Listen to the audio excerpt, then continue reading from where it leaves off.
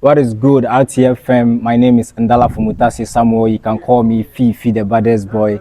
Ladies and gentlemen, today we are here inside Sprinters. We are coming to have a detailed conversation with a German Shepherd breeder, a German Shepherd enthusiast. Ladies and gentlemen, few people build bloodlines, many people breed. Ladies and gentlemen, help me welcome Mr. Quams. Right. So for those who may be watching you now who don't know who you are, can you tell us who Mr. Quam is and what Aylesbury Kennel represents? Alright, my name is Kwame Asama. Everyone calls me Quams. Even my grandmother calls me Quams. Right. So you can call me Quams. Right. That's why the Quams came about. Okay. Now, Aylesbury Kennels, as a name, is an interesting name, right? It's not a very easy name to pronounce, and it's derived from a little, I wouldn't call it a town. It's not a very big town in the UK, around London. Right. And that is where they started Crafts. You know what Crafts is? It's one of the very early dog shows. Okay. It's the one, I think last week or last 2 weeks, they had the 2026. That's in the UK? In the UK, Okay. the 2026 version. Okay. And so the hometown of Crafts was Aylesbury. So when I was looking for a name for a kennel, I was like, why don't you go to where the standards started? Right. Where right. people started celebrating the standards. Right. And that's how come it's called Aylesbury Kennels. Right. So take me through your foundation dog. What was the first dog that you saw that you're like, no, I have to get dogs? It was a German Shepherd, right? And it was in Takrady. I bought that dog in Takrady. It came from some lines far away in Takrady, because of the mines. Okay. The expatriates used to bring in these German Shepherds, Alsatians, as they used to call them. Okay. And so when I used to live in Taifa, I was looking for a dog. This is way back going towards 2011, 2012.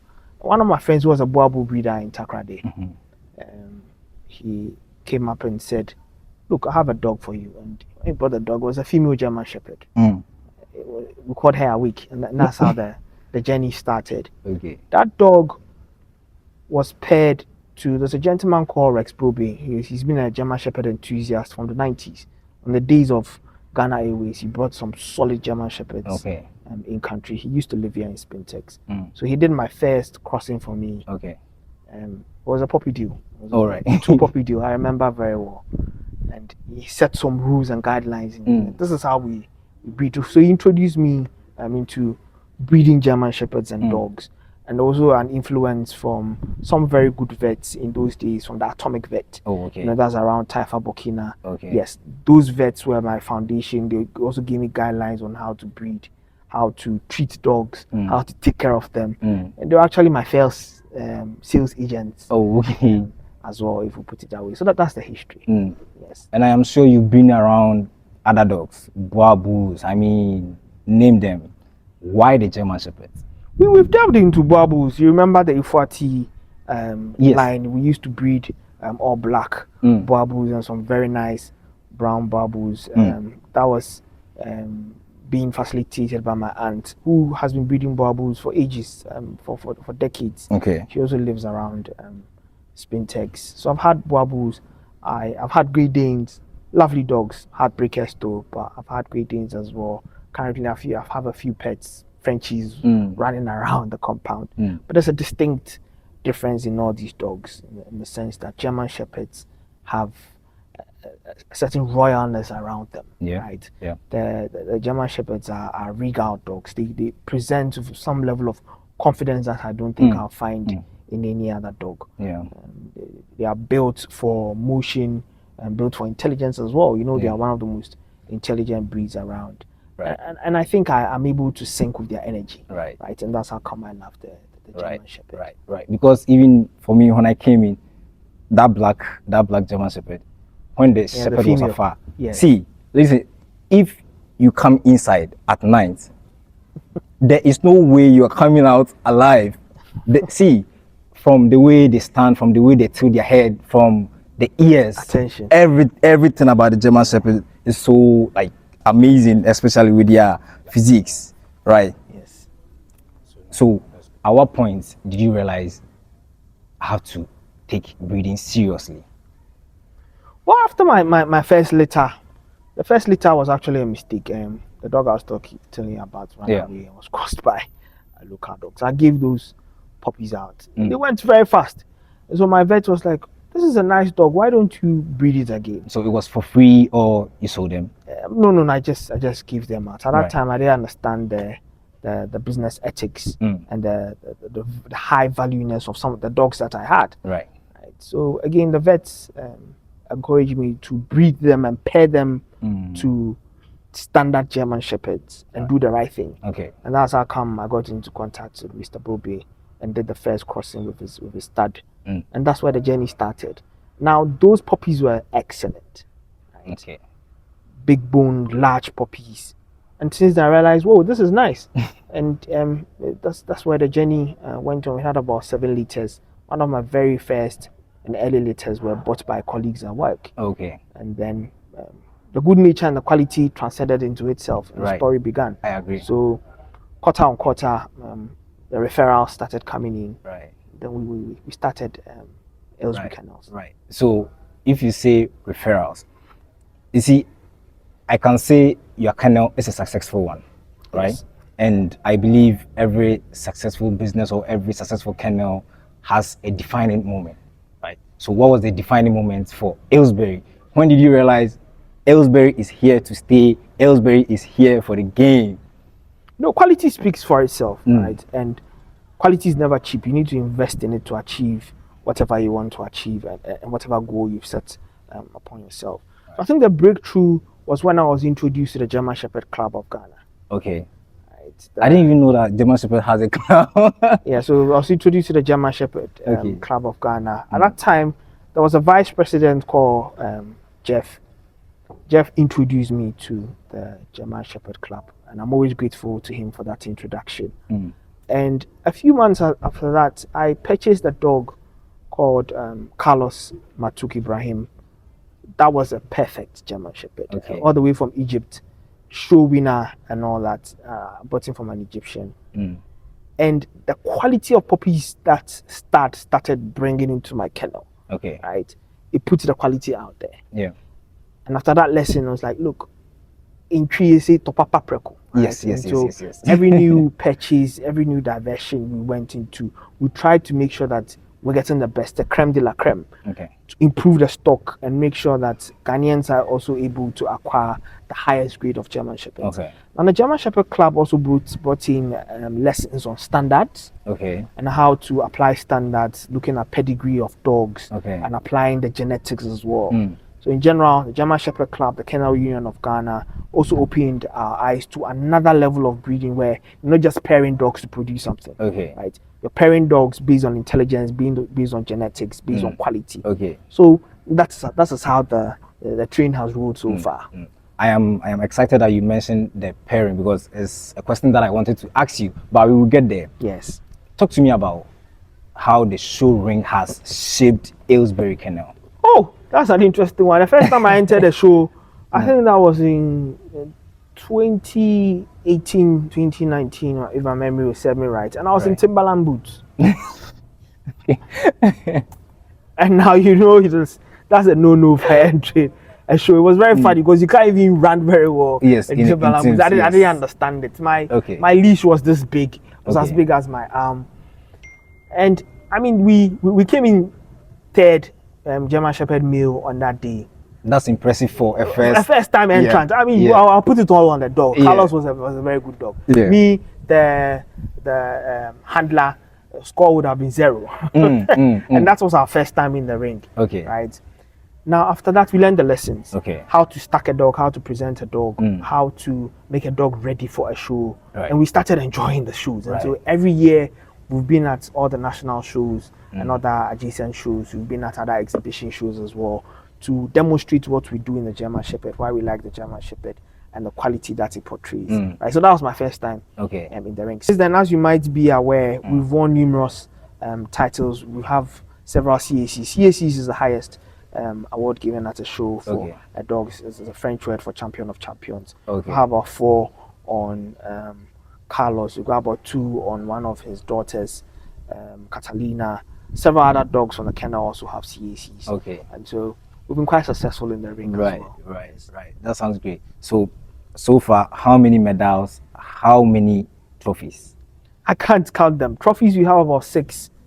They're lined up in our trophy room. Medals, we've exceeded more than 16 medals over the years. Right. And every show, we make sure that we're coming home with best or second best. So You're right. We're always right. coming home with something. Right. So, and we represent what we call the Spintex cartel, right? It's a group of breeders in Spintex. And so we don't go and lose, you understand? Okay, let's talk about statistics, right? In Okay. terms of monetary wise. Yes. What has been your boldest investment? And how has this boldest investment that you made, how has it shaped Aylesbury Kennel? I'm not going to disclose figures on it before people start calculating and Yeah, pocket watching, I agree. Yeah, I so agree. but I mean a couple of euros for one of the best dogs that I think I've purchased so far. That's from Carlos was cheap. But Okay. then there was a dog called Aaron. Mhm. Aaron Rakuria German is from Poland. Mm. That was also quite steep at that time. Very, very nice dog. A couple of euros for that dog. Some of my most expensive dogs have been females actually. Oh, Right. okay. I always believe that females are a foundation of a kennel. I agree. Right. Yeah, Yeah. yeah. Females make a kennel. I don't like using the B word because of its derogatoriness, but studs do make kennels, but studs will come and go, but your foundation will always Be be the female. the females. And so I've made some interesting purchases on females as well, which has also been quite steep. A few euros, 1,000 euros here and there. Let's keep it that way. Yes. Right, right. So sometimes people think most of the genetics come from the male. People have bad females, right? Then they'll be like, oh, I'm looking for the good male. I'm looking for the good male to pair it. And thinking that because the male looks good physically, that's the phenotype of the male, Okay. they think the puppies will definitely turn out to be, super, just like the male. Correct. How is that? Correct. So there's something about genotype and phenotype. Not to go too much into the science. Right. Let's go to the first principles. Okay. Dogs pass on certain traits to their offsprings. Not all dogs pass on the traits we want, Okay. but nature decides what has to be passed on. Yeah. So in pairing dogs, you should always remember that the female is the basket in which you are carrying your goods to the market, right? And that's why I always emphasize that females make up the kennel. So when you have quality females with all the things that you're looking for, the male becomes the ignition in order to produce that quality that you want. Okay. So if you're looking for large bone size and you are pairing a large bone male to a small bone female, don't expect the world to turn around for you. Okay. Right? But if you pair in both of the characteristics that you want, Right. then you are going to spark it. Right. That's how come female selection is a very interesting topic. Look at the pedigree, see if your parents, you're not going too much into inbreeding. You look at your coefficients, you see the bloodlines a bit separate. You look at the lines. I mean, go back into the history a little bit. Look at the grandfather. Look at the grandmother. What did they have? What do you want to bring about? And some of these things will come out naturally. Right. Nature will bless you, Right. or decide to spank you a little bit. Right. You play along, Right. and the game is yours. Right. So, ladies and gentlemen, if you are just joining us, this is RTL Dog World. My name is Ndala Fumutasi Samuel. You can call me Fifi the baddest boy with RTL Dog World right here. And today we are having an intriguing conversation with the mind behind Aylesbury Kennel, Mr. Kwams. So let's proceed. When you were talking about the pairing, that's a general one, right? Yes. So when Aylesbury Kennel is selecting females and males for mating, what do you look out for? Play drive, food drive. What do you look out for? So most of our clientele are middle income to upper income homes who want a dog which is multi-purpose. A dog that can be a good guard dog and be a good pet dog as well for the family. Right. So temperament is number one before Right. we even go into the structure. Okay. Of course, almost all our dogs have beautiful structure, if you've seen yourself. So temperament is number one, to see the dog is balanced. Right. Right. Then we go into some of the trademarks of Aylesbury. Aylesbury likes to have dogs with pronounced heads. Okay. The emphasis on the head is very important for us, because when the head is right, Yeah. everything else follows. Follows, right. Then we go into coat. So you've seen that since the last 4 years, we've been putting a lot of emphasis on this tan, Okay. a deeper, rich tan, Okay. compared to the more old school lighter tans of the German Shepherd, because this brings out some of their features more.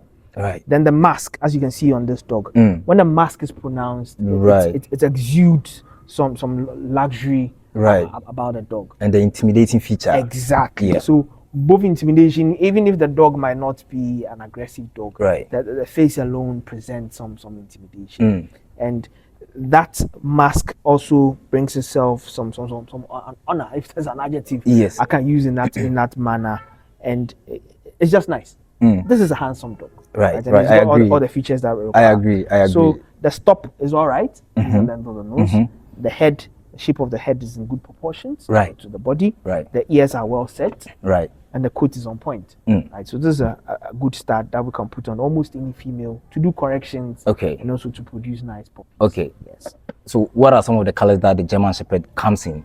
They come in quite an array of colors. You've got the all black. You saw one Right. running around. We've got the black and tan. And then the black and tan has several shades, lighter shades. Across the spectrum, Right. from very heavily tanned to the light. Right. They've also got the white German Shepherd, which is actually in the ring. We don't show them together. The Beige Blanco, right? Yes. So that is a genetic trait that brings about the white coat. Okay. And then between these variances, you would see other colors coming up. So for the DDR German Shepherds, the Eastern German Shepherds, the working lines, you see they have a different coat sheen to them. They are not black and tan. Right. It's a little bit like the brindle. Right. Yeah, so those colors are also there, but they're not very common. Right. But the most standard common color you see in the German Shepherd, apart from the coat, black and tan. Right. Let's talk about puppies. All right. So if you have a litter, how many puppies do you keep?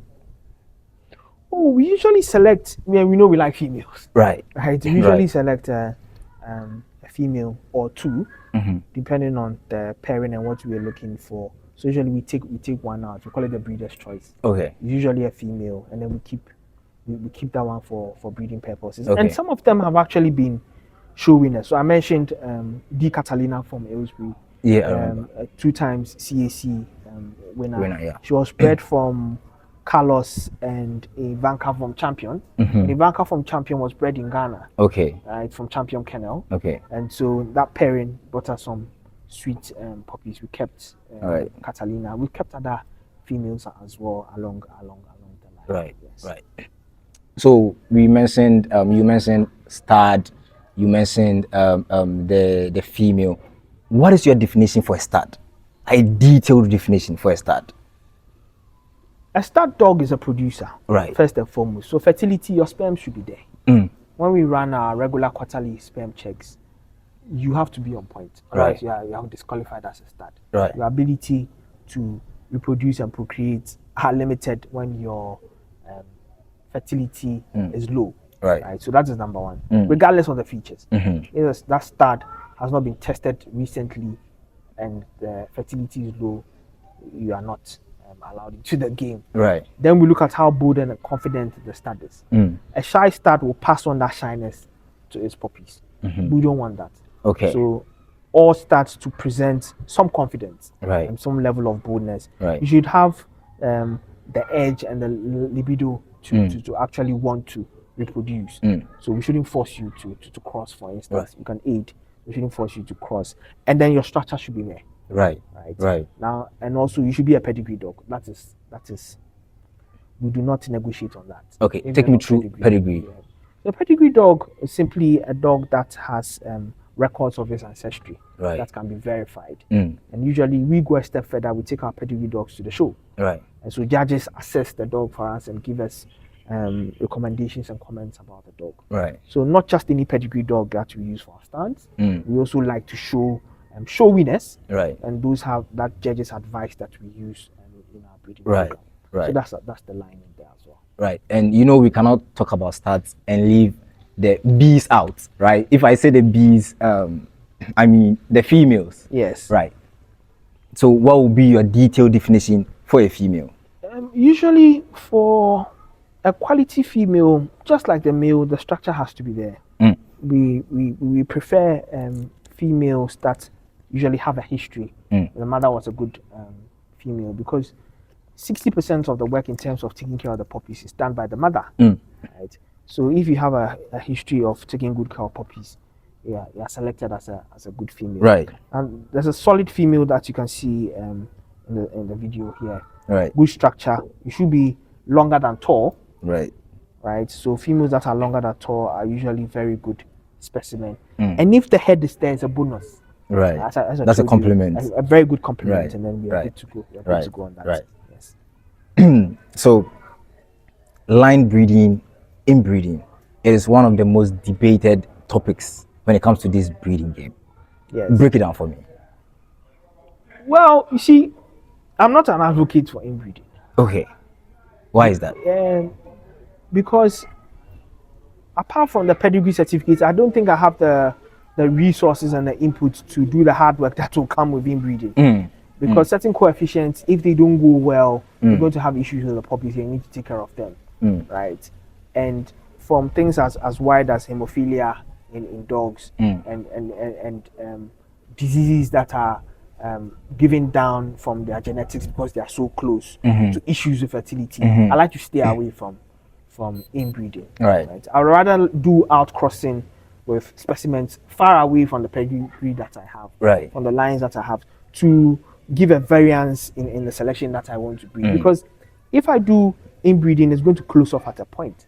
Right. And therefore, right. when I have selective bloodlines, it allows me to roll on into the future and still Right. maintain the quality that I want. Right. So I stay away from inbreeding, line breeding, and do more out crossing. Okay. in my field. Okay. Yes. Okay. But do you think inbreeding has at least some advantage? You see, the whole inbreeding and the breeding structure of animals, we picked it up from the horse breeders, right? And the whole impact is to be able to breed certain traits and characteristics more easily. Okay. Because they are very close, and therefore you get to your destination much quicker. Right. Right. Right. And so that is the it has its importance and its use.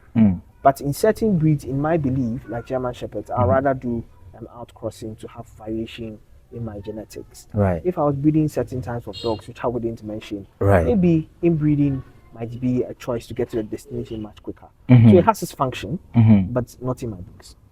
So between line breeding and inbreeding and outsourcing, you prefer... Outcrossing for me all the Sorry. time. Outcrossing for me all the time, because I'm going to have the vigor, right, as close to hybrid vigor as much as possible. I'm going to have that from outcrossing. So I'm an outcrosser. Right. Right. So has the modern market changed? The market actually determines the breeding styles. If you're still breeding the old school straight back silver lined German Shepherds, your market scale is very few, because the connoisseurs and the people who would appreciate such dogs might be of a different generation. Right. Everybody knows German Shepherds, and they've seen it on YouTube, they've seen it online, and they have an expectation. And therefore, if you're breeding for that purpose, you need to meet the demands of those who are going to purchase your dog. And therefore, you breed for them. So what are they asking for now?